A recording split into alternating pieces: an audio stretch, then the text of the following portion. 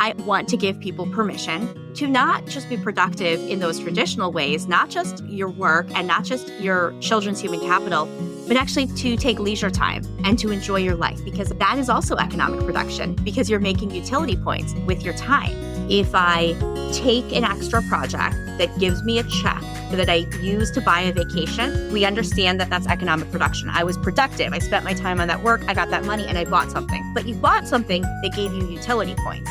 So if you just take that hour and you spend it on something that's deeply meaningful to you, that recharges you, that refuels you, that's economic production too. That was Corinne Low on Psychologists Off the Clock.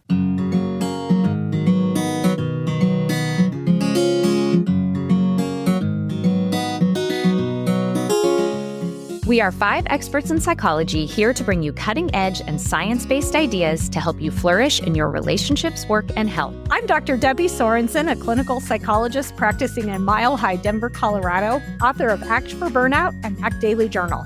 From America's Heartland, I'm Dr. Emily Edlin, a clinical psychologist based in Chicago, Illinois, and author of Autonomy Supportive Parenting. Calling in from Vienna, Austria, I'm Michael Herold, ACT coach, confidence trainer, and the author of an upcoming book on developing your confidence and social skills. From Boston, I'm Dr. Yael Schoenbrunn, faculty at Brown University and author of Work, Parent, Thrive, and an upcoming book about misunderstanding. And from coastal New England, I'm Dr. Jill Stoddard, author of Be Mighty, The Big Book of ACT Metaphors, and Imposter No More. We hope you take what you learn here to build a rich and meaningful life. Thank you for listening to Psychologists Off the Clock. Want to level up your podcast feed in the new year? If you love Psychologists Off the Clock, you need the Behavioral Grooves podcast. Great behavioral science, real-world applications, fun co-host conversations, and insights that actually improve your work and home life. Find Behavioral Grooves wherever you get your podcasts. Corinne Low is an associate professor of business economics and public policy at the Wharton School of the University of Pennsylvania, where she teaches an award-winning class and was named one of the Poets and Quants 40 MBA professors under 40 in 2024. Her research on the economics of gender has been published in top journals such as the American Economic Review, Quarterly Journal of Economics, and Journal of Political Economy. Corinne and her work have been featured in major media outlets such as the New York Times, CBS Mornings, Forbes, New York Magazine, and The Guardian. Corinne regularly speaks to and advises firms in addition to teaching in Wharton's executive education programs. She's the author of Having It All, What Data Tells Us About Women's Lives and Getting the Most Out of Yours. She received her PhD in economics from Columbia University, her BS in economics and public policy from Duke University, and formerly worked for McKinsey & Company. Welcome to Psychologists Off the Clock, Corinne. Thank you. I'm embarrassed that you read my whole bio. That's a long bio. Hey, you earned that bio. Well, we're so excited to have you on the podcast. We love having some economists on. We've had Emily Oster on before in the past. And one thing I love about doing this podcast, but is so hard, is that this is one of those times where I hate that we only have an hour to fit in so many amazing ideas from one book. So we will do our best to hit the highlights, but I want listeners to know that your book is absolutely packed with wisdom and guidance. And I really loved reading it. I promise it does not read like a dry economics textbook. Oh, well, thank you so much. Yeah, it's meant to be accessible to everybody and, just to speak to the experience that so many women are going through right now. And on that note, I would also say that although it's a book focused on improving the lives of women, that men who care about women need to be also reading this and part of the change. So just want to put that in there. 100%. So let's start with defining the problem. I think we're all kind of aware that there's a gender wage gap and that things are harder for women in the workplace, but it's kind of these abstract broad strokes that we don't collectively maybe look at more granularly, which is what you do. And I just wanted to share an excerpt from your book that lays the foundation for the why of your book and was also so shocking that I immediately sent a picture of these sentences to a friend who has spent her career climbing the ranks of the business world to achieve C-level status. And she said, "Oh, that makes me just like sick to my stomach. So you share in a study comparing the wage gap between male and female business school graduates soon after graduation and then 13 years later, that the women's 90th percentile in earnings 13 years later is identical to the men's mean. So the 90th percentile of women, the most intense, career-oriented, leaning in, full of grit, spectacular women are earning the same as the average man. So what happened in between?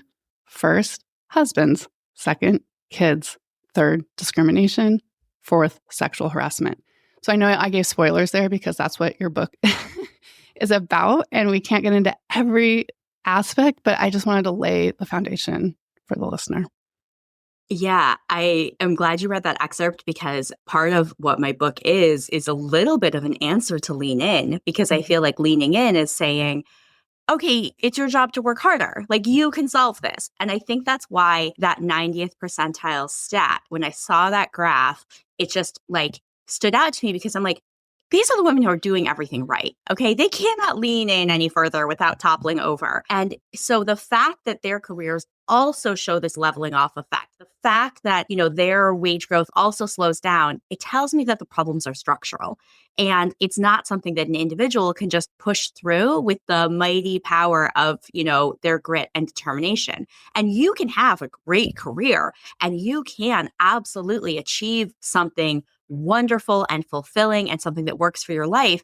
But structurally, compared to a man in the same position, you are going to be getting less because you don't have the same support at home and you are facing additional barriers in the workplace. Yes. And so I think it's so important for women to know that, to take some of the pressure off of us and then to reframe it as saying, well, what do I want out of my career? Like, what makes it work for me? Because if I can't actually solve these structural problems and I can't actually ever be equal to a man, how do I just define what success means for me? And I talk about, instead of leaning in, trying to find ways to level up, trying to find ways to get more from our jobs, more from our relationships, more from our living situations to support us in living the life that we want to live, rather than viewing it as my ultimate goal is career success, it's shattering the glass ceiling, when that's always going to be just out of reach structurally.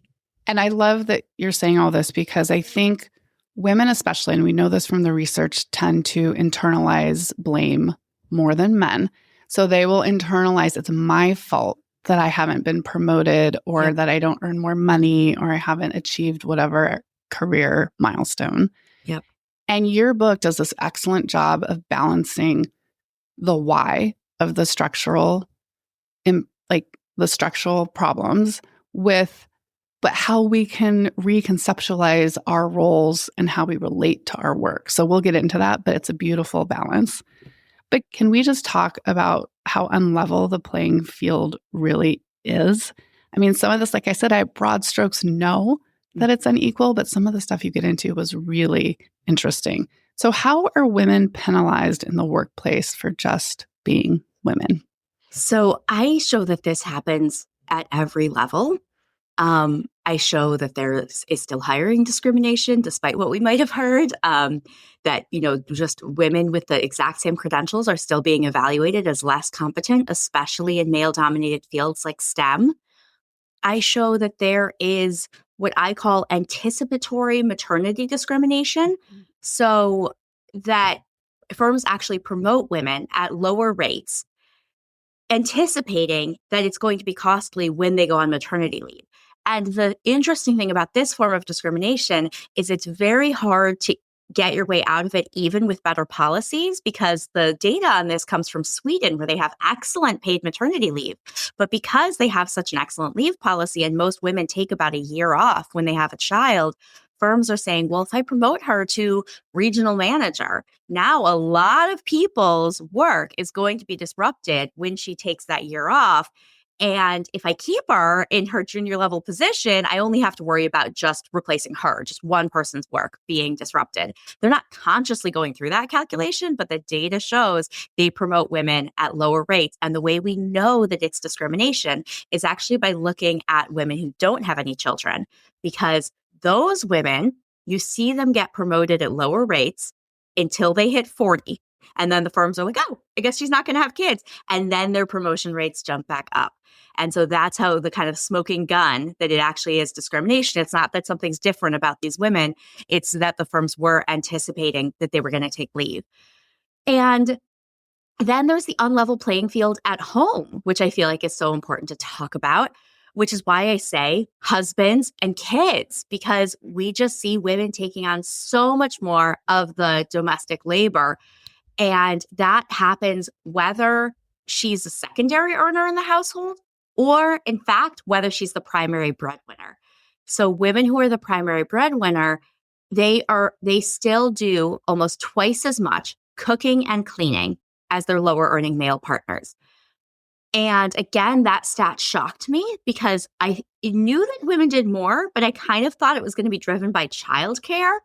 But actually, the gap in cooking and cleaning is larger than the gap in childcare. So I joke in the book that like I don't sweep the floor with my uterus. It's like there's no reason that like this should be as gendered as it is. And it really, I think, just comes down to gender roles in the household. And so again, then within the household, she might be the primary breadwinner. But if you compare her to a man who's in that same position within his household, she's coming to the office with half a deck of cards. Yeah. She just doesn't have as much time because of the time that she's putting in at home, right? Or energy, right? Mental space. And then, also you mentioned on my kind of laundry list, sexual harassment, which I think is so important to talk about right now. Yes. As it's coming out that all these powerful men were just like comparing notes on how to like harass their mentees with Jeffrey Epstein. And it is something that I think we need to understand costs women money. Because if a woman goes into an entry-level position that could be well-paying, that could lead to a great career, and she's sexually harassed in that first career, what we see in the data is that women change jobs, they change firms, they change fields. And that ends up costing them money because when they switch to less male-dominated fields, they're also switching into lower-paying fields.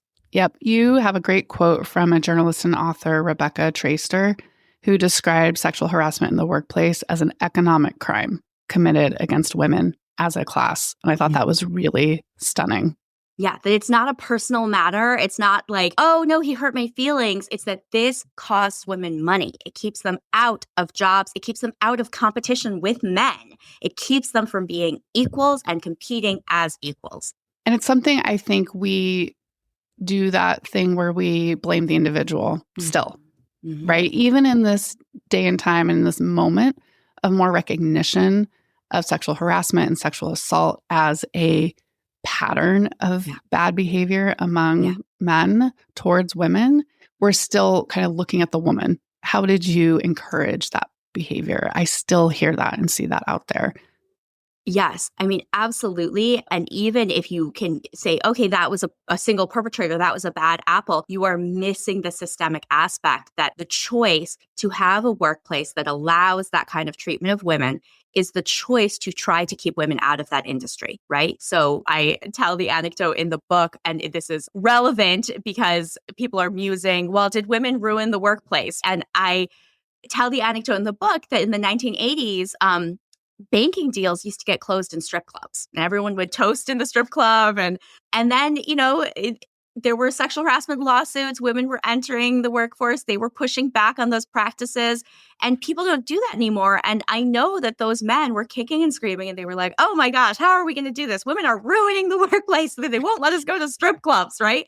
And guess what? Deals still get closed today now that people do not routinely close those deals in strip clubs. And so, when you picture that, you can see that it's like, no, that was a choice to make that room where it happens hostile to women, right? And it is incumbent on us to make different choices. And that is not ruining the workplace. That's actually creating a more competitive, more meritocratic workplace where you're going to have more innovation because you are bringing other voices to the table. You also get into how a lot of the stereotypes about women being lower performers or less competent around things like negotiation is just not true. So could you talk about that a little bit? I think this is really important to pull out. Yes. If there was one takeaway from my book for everybody at all levels, because for junior women, you need to hear it. And for women who are more senior in your careers, we need to stop telling junior women to act more like men because it is not evidence-based. I think for so long, we were afraid to admit that there might be any kind of average gender differences between men and women because we thought different was going to mean bad and it was going to be an excuse for them to keep us out, right? Mm-hmm. When you look at the data, even though it's true that there are, on average, gender differences in certain traits, there is no evidence that the male typical traits are more productive or are more profitable. And again, these traits, they're big overlapping distributions. It's not as though it's like, oh, all the women are like this, all the men are like this, right? There's certainly women who exhibit a range of these traits, but on average, there are differences. I'm going to give you two examples. So the first is on competition. It's the competitiveness that women versus men exhibit. And there's a very famous study by Muriel Niederle and Lisa Festerland where they show that if you have people do a simple task and you ask them, do you just want to get paid for what you did? Or do you want to enter into a tournament where you get a big prize if you were the best in your group, that men are much more likely to enter the tournament than women are, okay? But what no one ever talks about is that the title of that study is actually, do women shy away from competition and do men compete too much, okay? Because what they show is that the men who are the lowest performers in their group, and so they are certain to lose the tournament, 60% of them still enter. 60% of them are still like, I got Very this. confident, yes. It's going to be great. And if I'm a manager, I am way more worried about those 60% of men who are getting into something when they don't have the goods to back it up than I am about the women who might need a little pep talk, who might need to be told, like, you know what, believe in yourself, because who's going to cost you money? It's the people who are taking bets when they don't have what it takes to back it up, when they don't actually have the goods. And we never talk about that. We never say, oh, men, this could be, really dangerous. This could be what leads to things like the financial crisis, because you're over-indexing on risk when you don't really understand the fundamentals, and then you get in real trouble, right? And the second example I'll give is something we're so used to telling women that they're bad at. It's negotiation. There are so many books that are actually aimed at, like women need to be better negotiators. And that's part of the reason for the gender wage gap, because we love to blame women for the gender wage gap. The data does not back it up. I looked at all of the empirical evidence and I could not find a single study where women actually got less at the negotiating table. I found studies that showed people thought women were worse negotiators and rated them lower, but that's not the same as actually being worse. So I ran my own study where participants negotiated over a $20 bill, and they could split it $15 for you, $5 for me, or $15 for me, $5 for you, and they had to agree on one of those splits with their partner. So that's a tough negotiation because someone's going to walk away unhappy. What I found is that when men and women negotiated against each other, they did equally well. They were equally likely to get the $15, okay? No gender difference in negotiating skill. But on average, women did better in this study than men. Why? Because when women negotiated against other women, they also did just fine. But when men negotiated against other men, they were more than twice as likely to fail to reach an agreement and therefore walk away with nothing. And that cost them money. That meant that men on average got less money in this experiment. And again, if I'm a manager, I would worry about sending someone into a negotiation who was willing to blow up a profitable deal, potentially a multi-year, multi-million-dollar partnership, because they were so hard-nosed that they kept insisting on the better deal for themselves that they couldn't see that that was actually blowing up a profitable partnership, a profitable arrangement. But I have never seen a book or a business seminar that was saying, hey, men, you need to learn to negotiate more like your female colleagues. I think you should start it. Yes, I know. I'm going to teach those seminars. Right? It's so important to get this out into the world. So important because we do it, even like when we mentor women, we make these mistakes. And so I was like, we have to look at what the evidence says. And we have to, I say it in the book, instead of trying to change people's traits, we can say, learn skills. Let me help you learn these skills. Everybody can become a more skilled negotiator.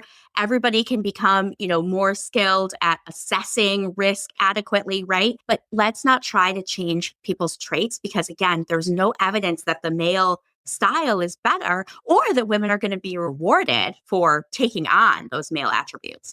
Right. It's like a story that's been told over generations and generations and never really questioned. And clearly, what's inherent to the story is prejudice and discrimination. That's absolutely right. That's absolutely right. Because it's just men were there first. We treat them as typical. And so the goal is to be like them. And I want to stop that story right now.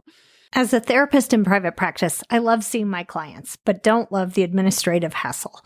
That's why whenever I give advice to a therapist starting their own practice, I recommend Simple Practice. Simple Practice is an all-in-one EHR that is HIPAA compliant, high-trust certified, and built specifically for therapists. I've been using it since I started my own private practice years ago. It helps me streamline everything. I send each new client a link, and then Simple Practice is my portal for consent forms, billing, appointment reminders, even my telehealth video platform. It makes running a practice so much easier because it frees up time for me to do the important stuff, seeing my clients. And I'm not the only POTC co-host who uses it. Emily does too, and Jill uses it to manage her group practice. If you're just starting out or growing your practice, there's also a credentialing service that takes the headache out of insurance enrollment, which honestly can be a huge lift. Simple Practice is trusted by over 250,000 health and wellness professionals, and you can feel that in how thoughtfully it's built for our work. If you're ready to simplify the business side of your practice, now is the perfect time to try Simple Practice. Start with a 7-day free trial, then get 50% off your first 3 months. Just go to simplepractice.com to claim the offer. Again, that's simplepractice.com. Now that the holidays are over, I am feeling the financial hangover. If you are too, Mint Mobile is here to help you cut back on overspending on wireless this January with 50% off unlimited premium wireless. Mint Mobile's end-of-the-year sale is still going on, but only until the end of the month. So cut out Big Wireless's bloated plans and unnecessary monthly charges with 50% off 3, 6, or 12 months of unlimited. All plans come with high-speed data and unlimited talk and text delivered on the nation's largest 5G network. This January, quit overspending on wireless with 50% off unlimited premium wireless. Plans start at just $15 a month at mintmobile.com/POTC. That's mintmobile.com/POTC. Limited time offer. Upfront payment of $45 for 3 months, $90 for 6 months, or $180 for 12 months required. Taxes and fees extra. Initial plan term only. Greater than 50 gigabytes may slow when network is busy. Capable device required. Availability, speed, and coverage varies. See mintmobile.com. So let's shift into what women can do within this context of clear inequality. There's a concept you use throughout the book that would be helpful to define first. Utility function. Could you explain that? Yes. So your utility function, if you ever took, kind of an Econ 101 class, it's what economists model individuals as maximizing. So we model a firm as maximizing profit, but for an individual, it's utility. And the difference is that I could have 10 accountants look at a firm's balance sheet and they'd all roughly come to the same conclusion about profit, but nobody can say what your utility is because nobody knows what you value and how much weight you place on each thing that you value. So utility is the sum total of your joy and fulfillment and meaning over a lifetime. It's almost like happiness, but the reason we have this different word is because I kind of get sick of everyone saying like happiness is the goal, because sometimes we do things like sit by the bedside of a dying family member that certainly do not feel happy or even joyful, but they are deeply meaningful and it serves our values. And it's the type of thing that at the end of your life, when you're totaling up your utility points, you would say, I'm so glad that I did that. So utility is all of that. It's everything that you would give yourself points for in your personal video game score. How good did you do at life, at the things that bring you meaning and joy, the things that you value, and it is unique to you. And the reason that's helpful is because it frees you up from that constant, very human need to compare ourselves to others, because you can't tell what someone else's utility function is. So if someone else's career is progressing faster than yours, maybe they place more utility weight on those career outcomes, on material goods, and you place more weight on spending time with your family, right? If you see that someone's home looks nicer, if you see that someone always makes home-cooked meals or beautiful lunches for their children, right? Again, maybe that's something that brings them utility, and you are doing the best job of maximizing your utility function. Well, we hope, right? And I think that's part of what Yeah. your book does is help guide us to even understand what that is. Yeah. And I loved your chapter on turning time into utility. So I wanted to share that I've struggled through a pretty significant career shift that maps onto the core of your book. So I am in a heterosexual marriage. My husband and I have the exact same degree. And after having 3 children, I decided to pivot while he engaged more intensively in his quote unquote dream career. So there's long been part of me that feels like, oh, I'm a statistic of failed feminism. But your take on how to conceptualize time really spoke to me because I realized I've ended up crafting a career path that is ultimately much more fulfilling and less depleting, Yeah. all while having more flexibility to meet the needs of a very hectic family life. Yeah. So let's talk about your ideas for, I think this maps on to closing the gender happiness gap, Yeah. as I call it. And it's like helping us look at our time at work differently than the traditional grind capitalist culture's concept of time at work. Yeah.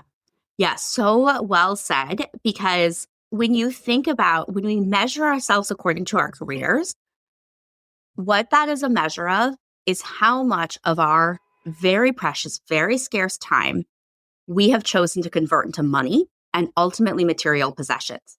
That's it. It's not a measure of your worth.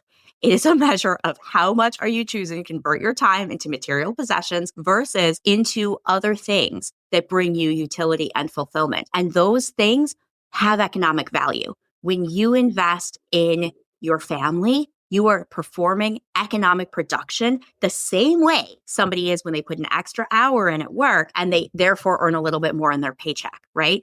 Because you are creating value. And so we need to look at it completely differently. And what I talk about is thinking about our careers as a technology that converts our time into money. And that's useful because there's lots of things that money can buy that are in our utility function, like a beautiful home and a mode of transportation and paying for nice vacations, paying for daycare or private school, right? But there's a lot of things in our utility function that money can't buy. And if we put all of our time into the money machine, we might end up with less utility, right? A less fulfilled life when you think about that video game score at the end of your life than if we had been more careful to balance how much we want to put into the money machine and how much we want to put directly into making utility through time with our loved ones, through time to take those vacations that we can pay for, through time to invest in the home that is what makes our homes nice, that makes it feel like a warm, beautiful space that everybody enjoys, right? The labor of putting cushions on the couch or decorating for the holidays is what produces the beautiful moments and memories that we all share. It's not just getting the paycheck that puts the food on the table, right? It's preparing the food. It's putting love and care into all of those things. And so I just want us to recognize the value of that and to feel like we have some agency, as you said, to not say like, oh gosh, this means that, I've failed as a feminist, right? But to say, this means that I crafted the path for me that maximized my utility. And for those of us who aren't doing that right now, it's never too late. It's never too late to reset the part of our brains that so craves prestige and social dominance, right? And therefore feels that need to be like, oh, my career is doing so well. But then to recognize the cost of that is me not sleeping. It's me not spending time with friends. It's me not actually enjoying my life.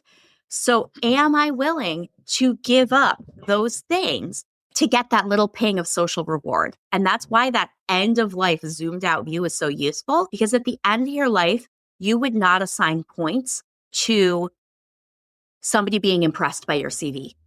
That's not what you're going to assign points to, right? Again, the money that you earn and maybe the fulfillment that you get at your job might be very meaningful, but you having racked up accomplishments is not actually what's going to give you points when you take that zoomed out view. So you have to think about how to make your career work for you and not just to work for your career. I loved your whole concept of a book with many chapters and looking towards a happy ending instead of just the current chapter. Yeah. I thought that was so useful as a framework to think about. I'm not just making decisions for today, Yeah. but for the future.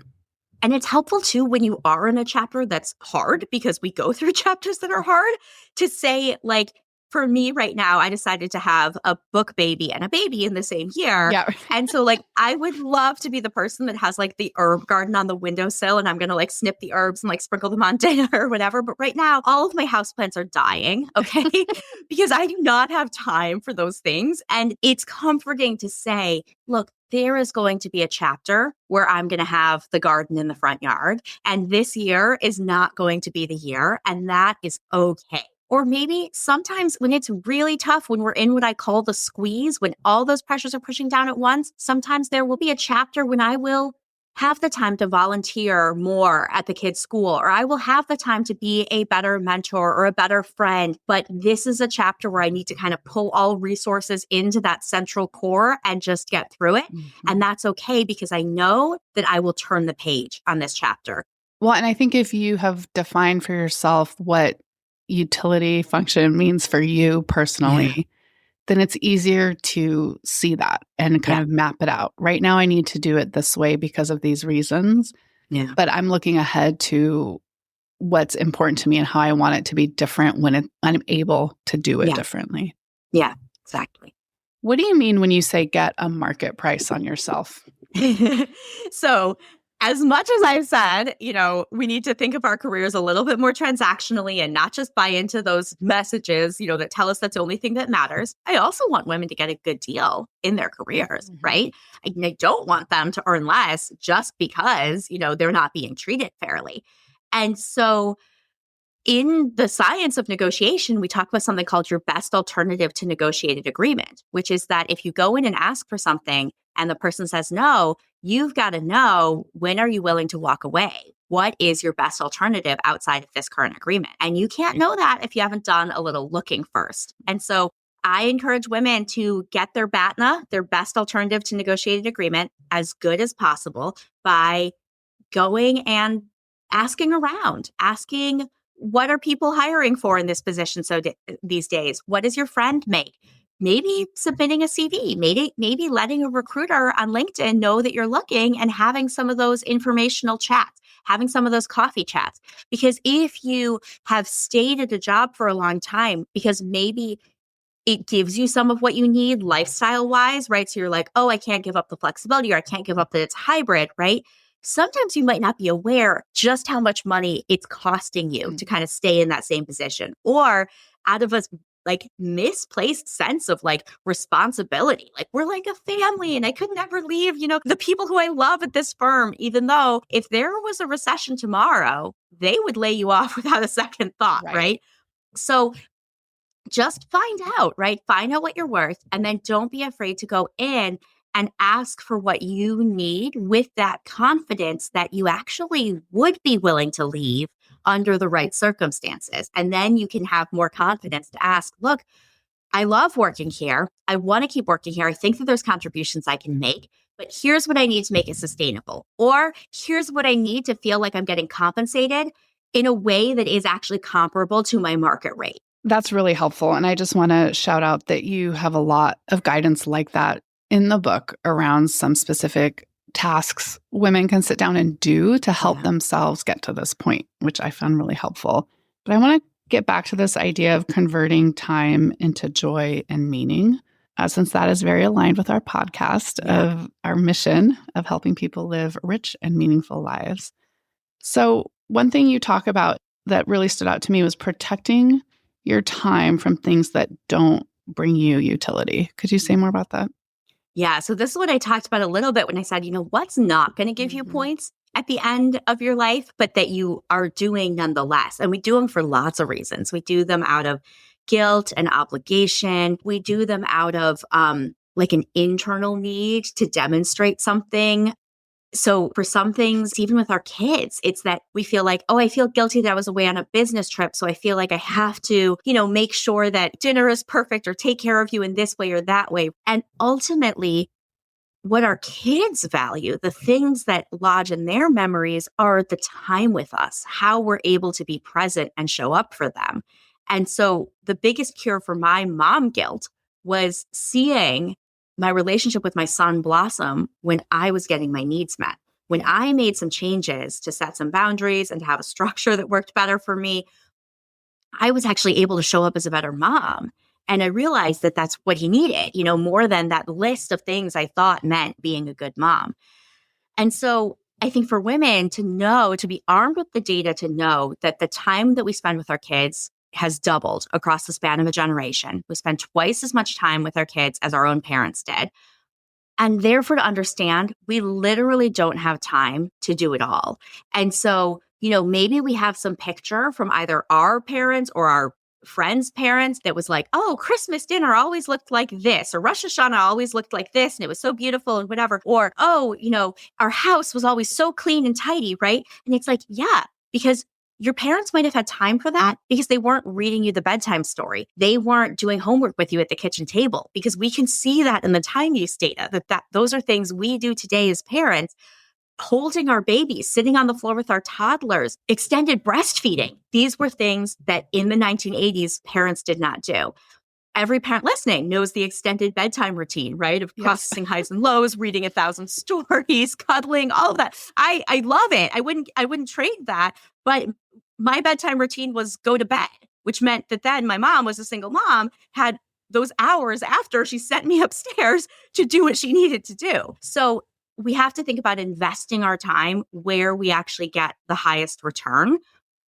And so it means making the choice. I talked about my dying houseplants, to throw out your houseplants. If you have things that are actually, sources of guilt and frustration more than they are bringing you joy and meaning, it is okay to say no to them. And it's like, Marie Kondo, who would say, like, if it doesn't spark joy, throw out your clutter. It's like, does this spark joy as a use of my time? And if not, is there a way I can get it off my plate? And that might be enlisting our partners to take something on. It might be saying no. It might be lowering our standards. It also might be outsourcing, which is another thing that I try to reframe for women, because often they feel like, I don't know if I can afford that, or am I really the type of person who would hire somebody for that?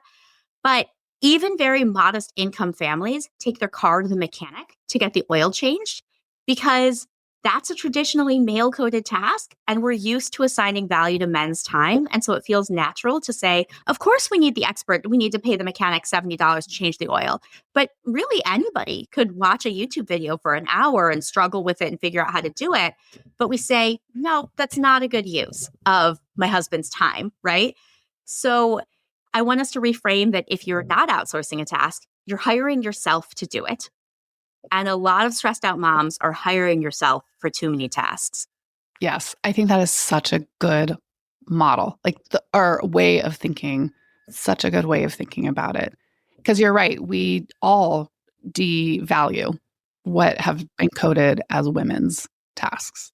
And we think we just should be able to do it. And that's us being stuck in the 1970s. Why should you be able to maintain your home at that same standard of when women did not work outside the home and also have a full-time career outside the home? I mean, it just doesn't add up time-wise.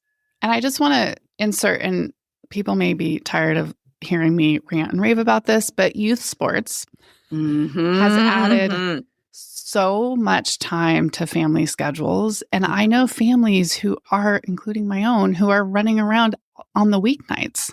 Yeah. And so I just was working with a mom who said, I feel kind of guilty, but I hired a chef to make 2 meals a week for our family. So then I know we're eating nutritious food. Yeah. I don't have to cook like 4 meals and I don't have to clean. Yeah. And I said, oh, you should read Corinne's book. Yes. I feel better. Right. Because it's like, if you reframe that, and if you say, and again, not every family can afford that, but if you can afford that, if you reframe that to say, to let my child have this sports team that they want to have, and for us to be able to spend relaxed time together, I traded some money for that opportunity. It's like, of course you would pay money. Again, if you think about the end of your life, if you said, would I pay money for more time, relaxed time with my family where we could connect with each other and we weren't all stressed out and we weren't juggling and doing a million things? Of course you would pay money for that, right? So we shouldn't wait until that end of life regret. Like, if we have the means to do that now, by all means, we should do that now. Right. Yes, I love that. I hope people really absorb that messaging. And also, by the way, it's okay to say no to some of the sports stuff. I also want to say that 100%.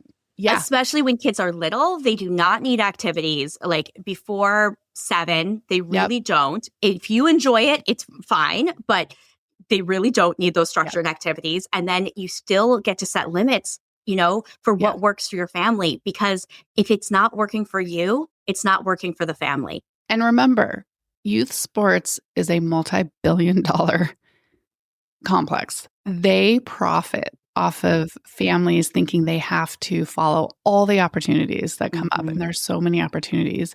But I think it's so important to step back and evaluate, is this actually enriching or depleting from our family life and our quality of relationships? I also want to just point out that you talked about how women's happiness cratered in the early 2000s. And I know this is all related, but I just want to point this out. So say a little bit more about that data. Yeah, well, it's kind of ironic, right? Because you think like, there's this linear progress of feminism of we're like headed in the right direction. And then you see women's happiness actually declining. It's like, well, what's happening? And what's happening is that this so-called feminist revolution, it really introduced women into the workforce without changing anything that was on our plates at home. And I can see this in the time use data. I can see like women enter the workforce, and at first they're able to kind of mechanize some of what they do at home. So we have the microwave and the dishwasher and, washer dryers. And so their time doing housework goes down a little bit in the beginning, but then, that levels off. And then you see men's gender roles not change at all. Men spend the same amount of time working, a little bit more than 40 hours a week, and the exact same amount of time doing housework as they did in the 1970s, exactly flat. So our gender roles changed at work, which meant we could measure ourselves and compare ourselves to our male colleagues because we can do the same jobs as them. We know that we're just as good at them. So we feel like we're falling short. But meanwhile, at home, they have a wife at home, right? And we don't have any of that support. We're still carrying the load at home. And then you add to that, in the 1990s, the time with our kids doubling because we understand child development better, but also because of the nature of inequality and competition in our economy, where we are all trying to shove as much human capital into our kids as possible so that, the freshmen applying to Wharton, where I teach now, they have a CV. And I'm like, at 17 years old, what do you have to put on a CV? What you have is work that your parents did to get you the internship, to help you start the nonprofit. Okay, the world does not need nonprofits started by 17-year-olds. No. It doesn't, to drive you to all those sports teams. And so when I look at the time use data, I'm like, it answers the question that really I started writing the book with. I started with the question, why am I so tired? And then you see that time use data and you're like, okay, that's why. And that is why I'm like, the last thing that women need is a message that says, Leanne, you have to do more. This is your problem. I'm like, no, this is a structural problem. And so I am going to navigate it however I can, because I can't change the structure. So I can try to renegotiate it in my household. I can try to get, my spouse to do more. I can try to, and I tell young women to select a partner who's going to be a real partner. But individually, you are not going to solve the structural problems. And so you've got to figure out how to navigate it and how to give yourself permission. If you want to excel in each of those domains, career, home life, parenting, to understand that trying to do each of those as a full-time job is not going to fit in one 24-hour day. So each of them is going to have to look a little bit different. And that's what I call having it almost. To say, look, it's going to be a little messy. It's going to be a little imperfect. It's not going to look like a TV show. It's not going to look like what I see on Instagram, because that is that woman's job on Instagram. Her outfits look so good because that's her job. The food and the salad she's making looks so good because that's her job. And if any one of those things were your job, you would be every bit as good at that too. But you are trying to balance the holistic self that is your messy, beautiful, imperfect life. And only you know how to maximize that utility function. Oh, it's beautiful. I love it. It's so inspiring. I really appreciated, this is an economic term, so I just want to land on it a little bit, give you some space. The phrase model of human capital, and you just mentioned it. So say a little more about what that meant, because that really got my attention. Yeah. So when economists, we have to talk about everything in these like terms or whatever. But when I talk about raising children, I talk about investing in human capital. And the reason that phrase is useful Human capital is the value, it's the productivity, it's the knowledge, it's the skills, it's the socio-emotional skills that somebody is going to bring to the labor force and one day get paid for. And that's why it's capital, because the same way financial capital can earn money, your human capital can earn money. But that phrase is so useful because it also makes clear that if you are investing in your children's human capital, it's taking time, and therefore you might be investing less in your own human capital. So that's what we see when we see in the data that women's earnings go down after they have children. Again, it's a way of giving you back that agency, because if we call it a child penalty, it's like, oh, okay, you're being penalized for having a child. But when I see that couples spend less on dinner out and alcohol and, time with their friends after they have children, I don't call that a child penalty in spending. I call that a change in priorities. And so after you have children, you have someone else's human capital to invest in. So you end up investing a little bit less in your own.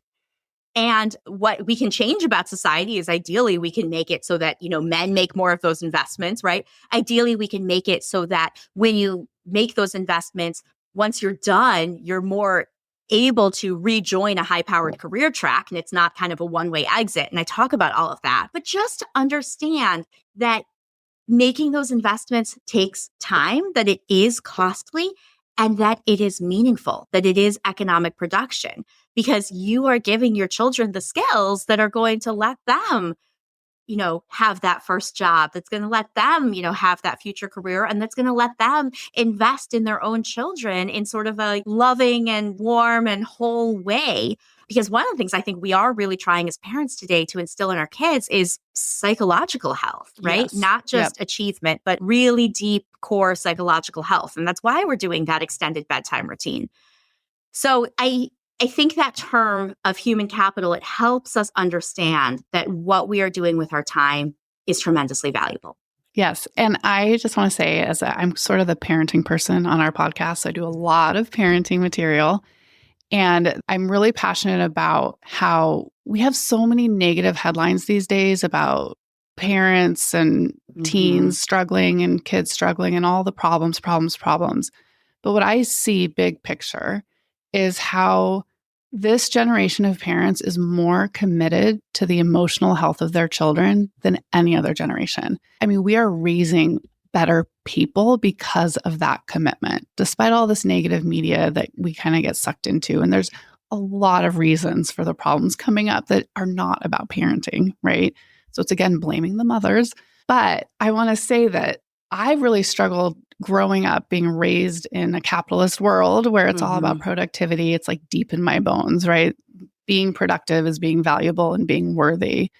But I am constantly telling myself my days are very fluid between being a mom and the traditional working, creating content, doing clinical work, my professional work versus my family work. But I keep telling myself, and this is why this model of human capital is so helpful, that what I'm doing to care for my children, including making them food and being available when they get home from school, those things are worthy uses of my time. Yes. And they are economic production. They do produce economic value. Because also it's like, this has been said before, but right, if you paid somebody for that, it would count as GDP. But when you do it yourself, it doesn't. And so we have to remember that the economic output is still equal when we do it ourselves. And I also want to give people permission to not just be productive in those traditional ways, not just, your work and not just your children's human capital, but actually to take leisure time and to enjoy your life, because that is also economic production, because you're making utility points with your time. And so I think we all understand that if I take an extra project that gives me a check that I use to buy a vacation, we understand that that's economic production. I was productive. I spent my time on that work. I got that money and I bought something. But you bought something that gave you utility points. So if you just take that hour and you spend it on something that's deeply meaningful to you, that recharges you, that refuels you, that's economic production too. And so a mantra I will give your listeners to, walk away with is to, next time you are taking leisure time, just enjoying your cup of coffee quietly by yourself, or going to yoga or taking a run or reading a book curled up under a blanket on the couch, I want you to say, I am being so productive making utility right now. That is the perfect place to end. Corinne, you're so inspirational. Thank you so much. I really enjoyed this conversation. It was so much fun. And I really hope that listeners pick up your book because there's so much more. And I think that your perspective and viewpoint and way of looking at all of these gender issues is really instrumental in the collective change that we need in our world. So thank you. Before we end, where can people find you if they want to learn more about you and your work? So my website is just CorinneLow.com, and I actually have lots of resources there. If you do get the book, there's a workbook that goes along with it if you want to do some of the exercises in the book. And I have a time tracking spreadsheet that you can use to try to rebalance labor in your household. And I'm on Instagram, Corinne Low, PhD, and the book is available wherever you like to get your books. There is an audiobook if you prefer that format. There's an ebook, so you can get it anywhere. Thanks so much, Corinne.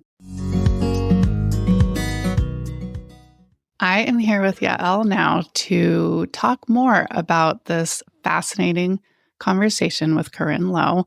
I'm so excited to hear Yael's thoughts because I feel like, Yael, it really aligns with your first book, Work, Parent, Thrive. A lot of very similar ideas. So what was your take on it? Well, I loved the conversation in general, and it definitely did, I think, have a lot of the flavor of Work, Parent, Thrive. But one of the things that I thought the most about throughout the conversation was the central point of utility function and how it's sort of economics speak for something we talk a lot about on the podcast, which is values clarification. And I really loved her commentary that we often think about the value of our time in terms of money, but that there's so much more to it. What I think is interesting is that economists tend to be more focused on money, and psychologists, which I think can sometimes be too much focus, and psychologists tend not to be focused enough on money.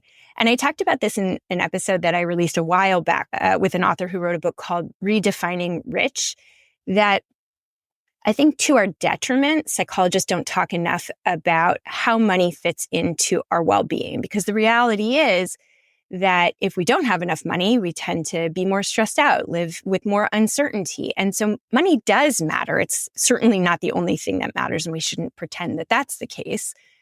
But there is a value to thinking about how money fits into our well-being and how we want to live our lives. And that shouldn't be all we think about. There's also so many other ways that we want to consider the value of our time and our energy. And we're recording this right after Thanksgiving weekend. And one thing that I was thinking about is that, there are some people who would much prefer to order in Thanksgiving meal because for them, cooking doesn't bring a lot of value. It's not enjoyable. It doesn't feel connecting. And so spending some money on that, having the money to spend and spending it on having somebody make the meal and just enjoying eating it together with loved ones is just fine. And the reality is, I love cooking. Like, the process of cooking with my family is so cozy to me and, joyous. But we spend all day cooking and then 20, 30 minutes eating. And it's sort of funny. And you might say, well, what's the point of spending all day cooking if you're only going to enjoy it together for 20 to 30 minutes? But the reality is, for me, the utility function of that day of cooking in the kitchen with my family is so high, right? I wouldn't trade it for a lot of money, right? For me, it has high value. And so I think that those things are really idiosyncratic, and we need to sort of think about it for ourselves. And so I love the way that the framework that she offers for people to think that through. I took the same thing away from reading the book, having the discussion, really thinking differently. It was like a reframe of how I think about my time. And in fact, that day, my 14-year-old was home sick, and she's at a point now where she can really take care of herself. And she wasn't that sick, so I'm not being cruel. But I had this thought, yes, I could just rush through a working lunch because I'm my own boss and I make my own decisions about my time. Or I could spend 15 minutes with my sick child and make her a nice lunch. And then that felt like I was caring for her.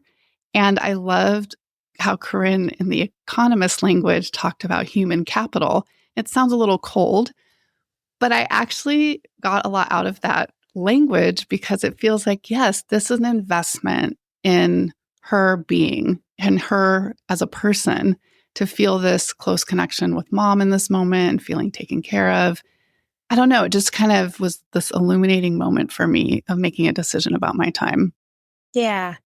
I also really like her discussion about how time-bound those considerations can be. Because you might say, right now when my child is 14, it makes sense for me to stop work and spend 15 minutes. But when she's 18 or what have you, maybe you'll make a different decision. And that's something I talked a lot about in Work, Parent, Thrive, that our values really are going to vary depending on the phase of our life and what's really important. And, for Corinne, she just had a new baby and she's launching a book. And so things like keeping her plants alive are not that important. But that might be really different a few years from now. And I think for all of us to really give ourselves permission to say, for now, what is my utility function? For now, what are the values that I want to embody in this moment or in this day? And give yourself permission to say, and that's just for now. It might change down the road, depending on how I change or how my circumstances change. Well, I think that points to something we talk a lot about on the podcast in terms of our own well-being, which is flexible thinking and having flexibility about how we're perceiving our time, our values, and opening our minds to different ways of thinking, which is really what I got out of reading Corinne's book and talking to her. So thank you so much, Yael, for your time.